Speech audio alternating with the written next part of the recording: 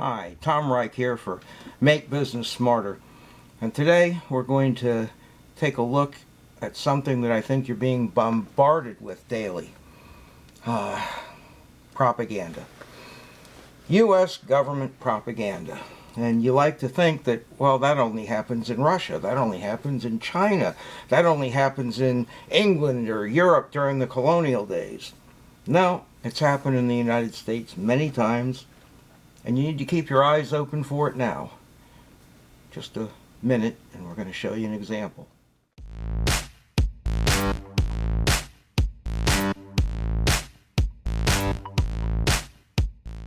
When I was restoring all the Cartoon Crazies cartoons, we did a volume called Cartoon Crazies Goes to War. And in my research in the archives of the U.S. government, the Library of Congress, I came across 3 pieces that were public domain, made by the government to be shown in theaters at the time. The first one is from the beginning of World War II, soon after Pearl Harbor. And yes, it involves our own internment camps for the Japanese. We actually tried to make them look as if it was a happy, wonderful thing we were doing. Wait till you see this one.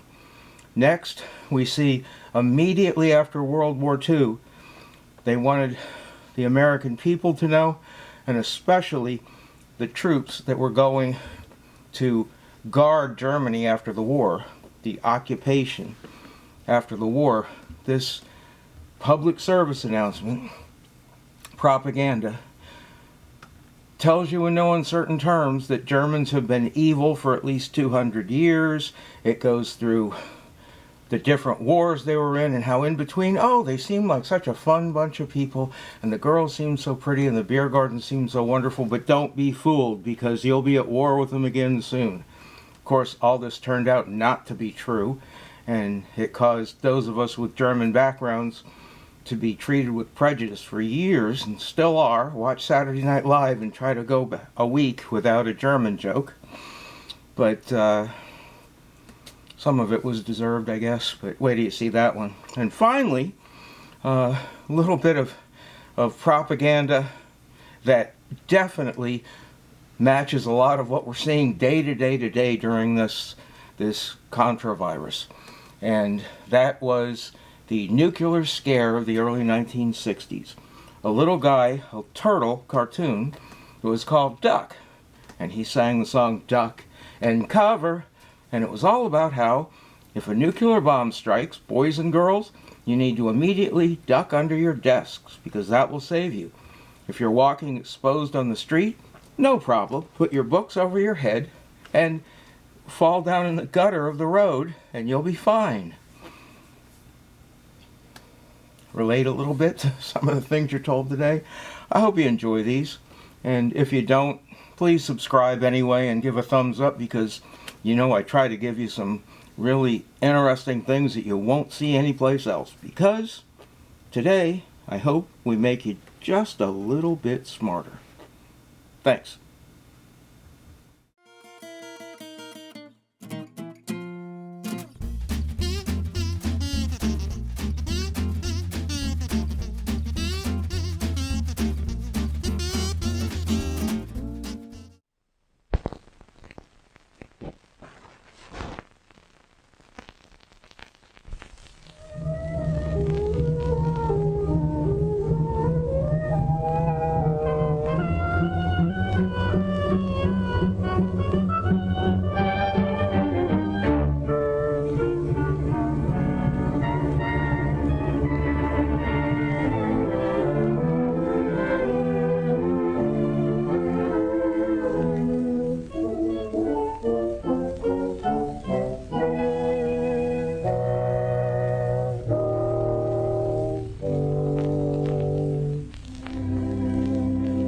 When the Japanese attacked Pearl Harbor, our west coast became a potential combat zone. Living in that zone were more than 100,000 persons of Japanese ancestry, 2/3 of them American citizens, 1/3 aliens. We knew that some among them were potentially dangerous, Most were loyal. But no one knew what would happen among this concentrated population if Japanese forces should try to invade our shores. Military authorities therefore determined that all of them, citizens and aliens alike, would have to move. This picture tells how the mass migration was accomplished. Neither the Army nor the War Relocation Authority relished the idea of taking men, women, and children from their homes, their shops, and their farms. So the military and civilian agencies alike determined to do the job as a democracy should, with real consideration for the people involved. First attention was given to the problems of sabotage and espionage. Now, here at San Francisco, for example, convoys were being made up within sight of possible Axis agents. There were more Japanese in Los Angeles than in any other area. At nearby San Pedro, houses and hotels occupied almost exclusively by Japanese were within a stone's throw of a naval air base, shipyards, oil wells. Japanese fishermen had every opportunity to watch the movement of our ships. Japanese farmers were living close to vital aircraft plants. So as a first step, all Japanese were required to move from critical areas such as these.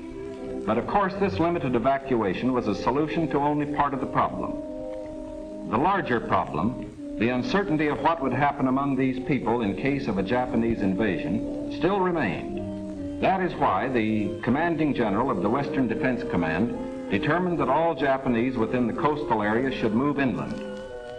Immediately, the Army began mapping evacuation areas and for a time encouraged the Japanese to leave voluntarily. The trouble for the voluntary evacuees soon threatened in their new locations. So the program was quickly put on a planned and protected basis. Thereafter, the American citizen Japanese and Japanese aliens made their civilian physicians made preliminary medical examinations. Government agencies helped in 100 ways. They helped the evacuees find tenants for their farms. They helped businessmen lease, sell, or store their property. Now the actual migration got underway. The Army provided fleets of vans to transport household belongings and buses to move the people to assembly centers. The evacuees cooperated wholeheartedly. The many loyal among them felt that this was a sacrifice they could make in behalf of America's war effort. In small towns as well as large, up and down the coast, the moving continued.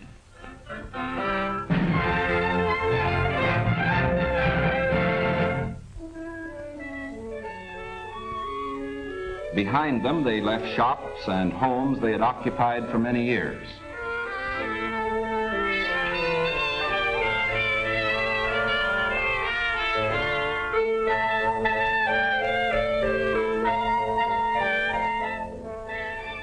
Their fishing fleets were impounded and left under guard. Now they were taken to racetracks and fairgrounds where the Army almost overnight had built assembly centers. They lived here until new pioneer communities could be completed on federally owned lands in the interior. Santa Anita Racetrack, for example, suddenly became a community of about 17,000 persons. The Army provided housing and plenty of healthful, nourishing food for all. The residents of the new community set about developing a way of life as nearly normal as possible. They held church services, Protestant, Catholic, and Buddhist.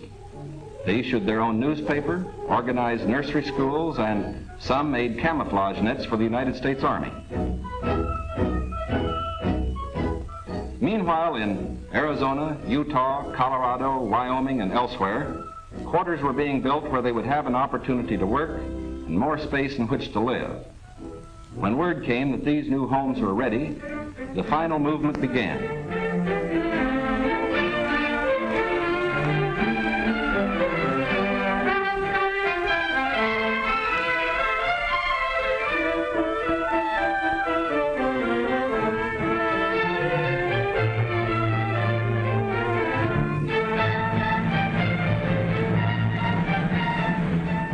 At each here they would build schools, educate their children, reclaim the desert. Their own physicians took precautions to guard against epidemics to an enemy nation. we are protecting ourselves without violating the principles of Christian decency. And we won't change this fundamental decency no matter what our enemies do. But of course, we hope most earnestly that our example will influence the Axis powers in their treatment of Americans who fall into their hands.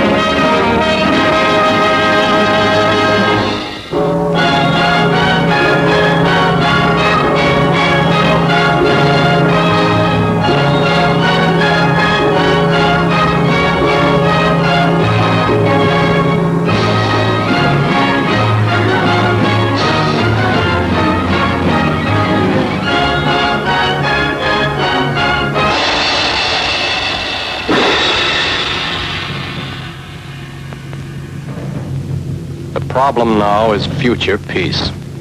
That is your job in Germany. By your conduct and attitude while on guard inside Germany, you can lay the groundwork of a peace that could last forever. Or just the opposite. You could lay the groundwork for a new war to come. And just as American soldiers had to do this job 26 years ago, so other American soldiers, your sons, might have to do it again another 20-odd years from now. Germany today appears to be beaten. Hitler, out. Swastikas, gone. Nazi propaganda, off the air. Concentration camps, empty. You'll see ruins. You'll see flowers. You'll see some mighty pretty scenery. Don't let it fool you. You are in enemy country. Be alert, suspicious of everyone. Take no chances. You are up against something more than tourist scenery. You are up against German history. It isn't good. This book was written chapter by chapter, not by one man, not by one Führer. It was written by the German people. Chapter 1. The Führer, Bismarck. The title, Blood and Iron. The armies, German. Under the Prussian Bismarck, the German Empire was built. The German states combined, serving notice to all that their religion was iron, that their God was blood. Bismarck's German Empire built itself by war, at the expense of Denmark, Austria, and France, and became in 1871 the mightiest military power in all Europe. Enough conquest for a while.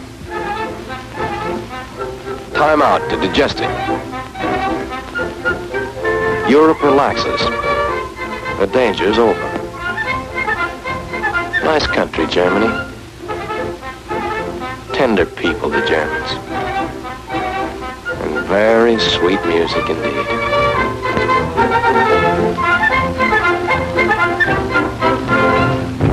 Chapter 2. A new Führer. Kaiser Wilhelm. New title. Deutschland über alles. Germany over all. And the same tender German people that smacked us with their World War I against Serbia, Russia, France, Belgium, Italy, Britain, and the United States of America. It took all of us to do it, but we finally knocked that Führer out, defeated the German armies. Second chapter ended. We marched straight into Germany and said, "Why, these people are okay. It was just that Kaiser we had to get rid of. You know, this is really some country. When it comes to culture, they lead the whole world." We bit. We poured in our sympathy. We pulled out our armies. And they flung Chapter 3 in our faces. Führer number 3. Slogan number 3. Today, Germany is ours. Tomorrow, the whole world. Oh, hell, this is where we came in. Yeah. This is where we came in. And Chapter 4? Could be. It can happen again. The next war. That is why you occupy Germany.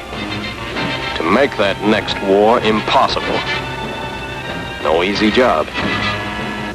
In battle, you kept your wits about you.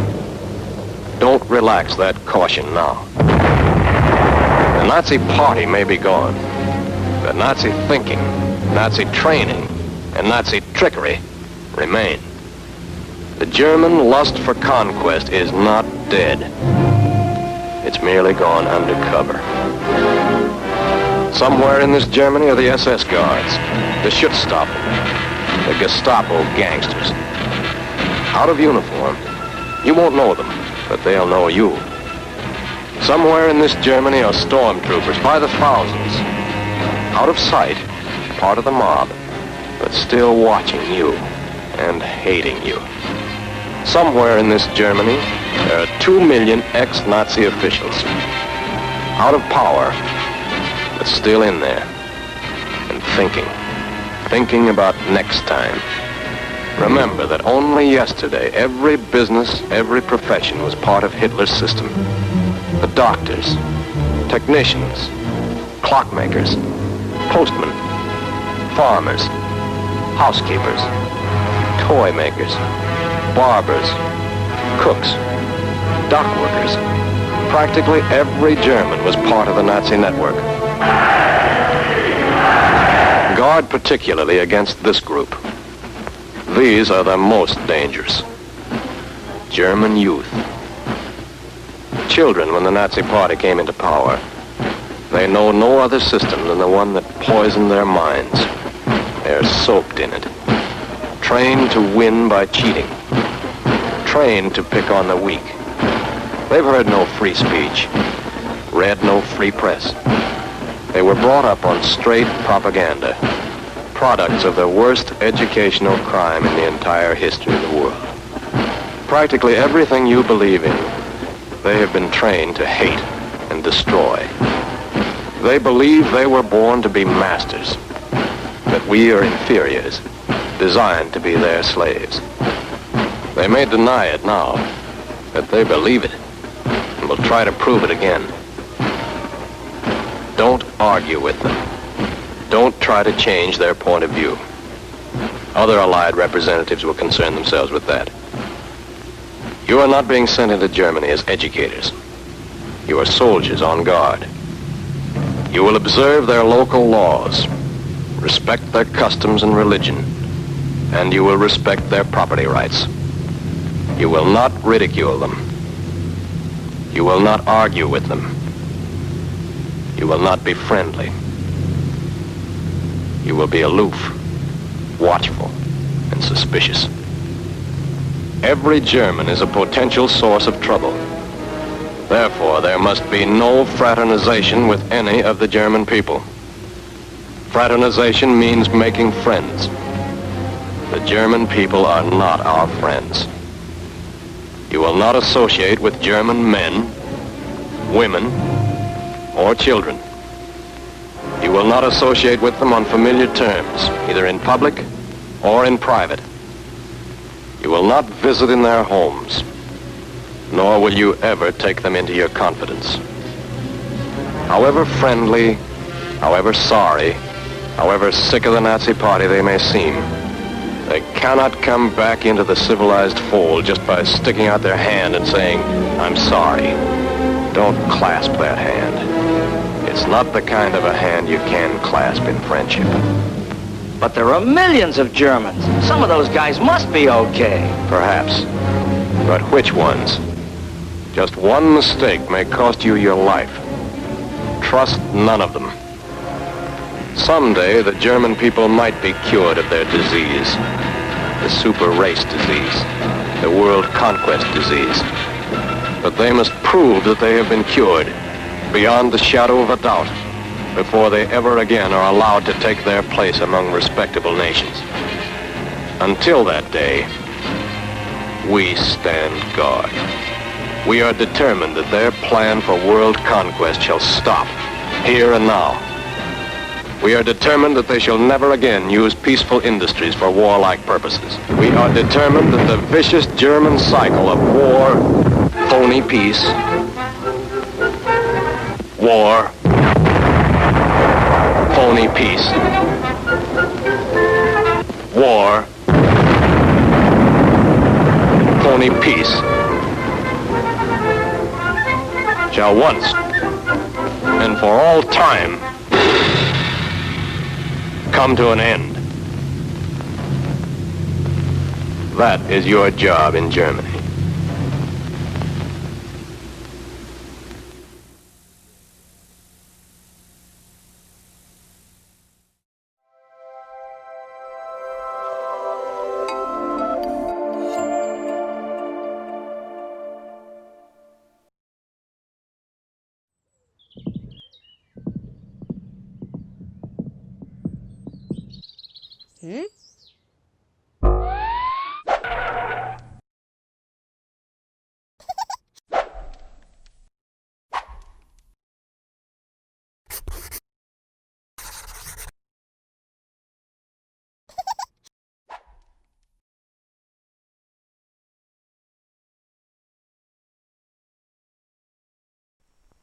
And cover.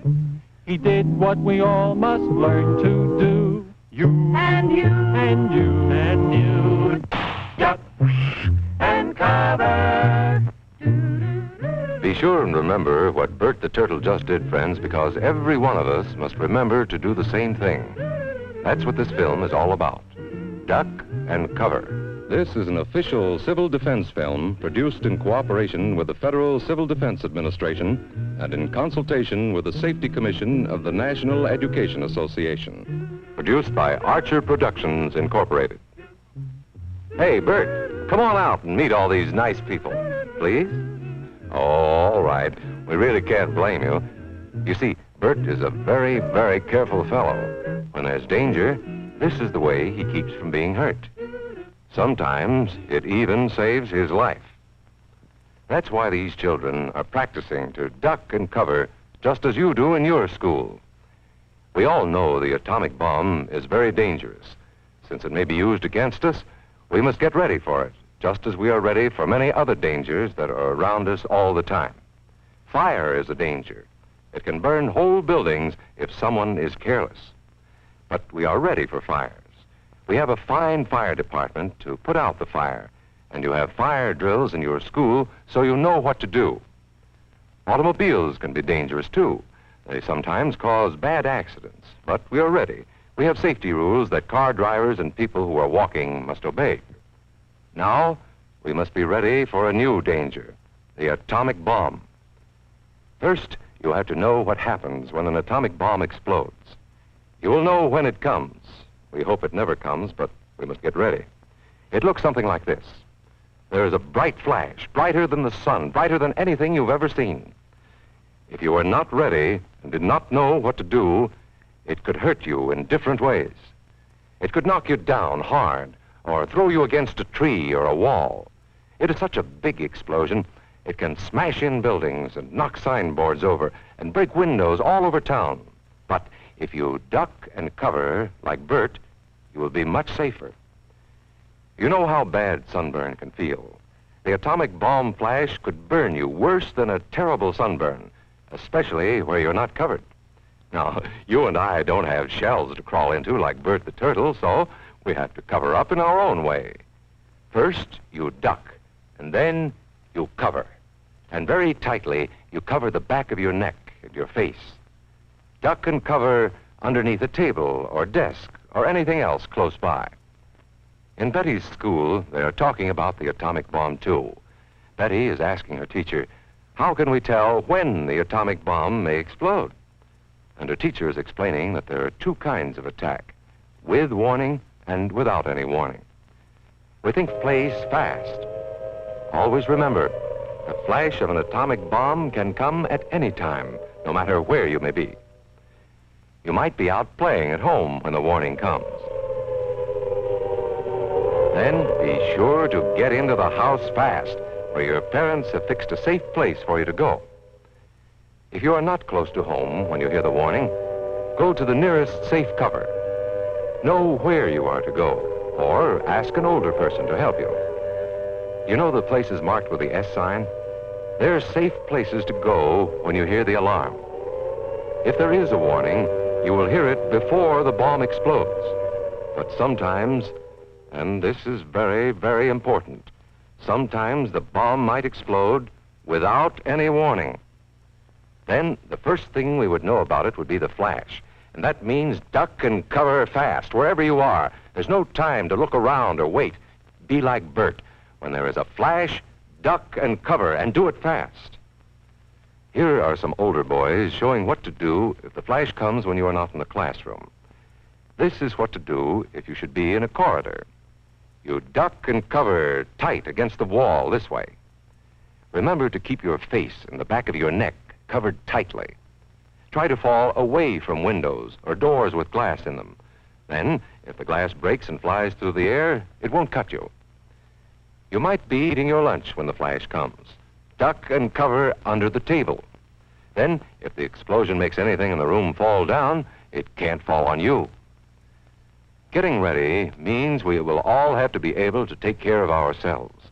The bomb might explode when there are no grown-ups near. Paul and Patty know this, and they're always ready to take care of themselves. Here they are on their way to school on a beautiful spring day. But no matter where they go or what they do, they always try to remember what to do if the atom bomb explodes right then. It's a bomb. Duck and cover. Paul and Patty know what to do. Paul covered the back of his head so that he wouldn't be burned, and Patty covered herself with the coat she was carrying. They knew how to duck and cover. They acted right away when the flash came. If they had been at this doorway when the bomb flashed, Paul and Patty would have ducked and covered this way, like this girl. Heavy doorways are a good place to duck and cover. She will be safer, too. Here's Tony going to his Cub Scout meeting.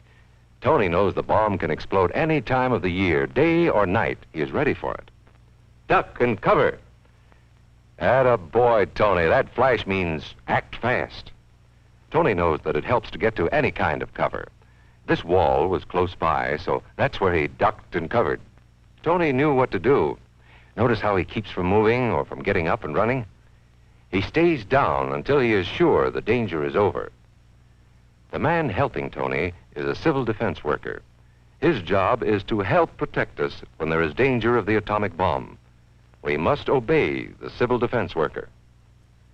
We must know how to duck and cover in the school bus or in any other bus or streetcar. Duck and cover. Don't wait. Duck away from the windows fast. The glass may break and fly through the air and cut you. Sundays, holidays, vacation time, we must be ready every day, all the time, to do the right thing if the atomic bomb explodes.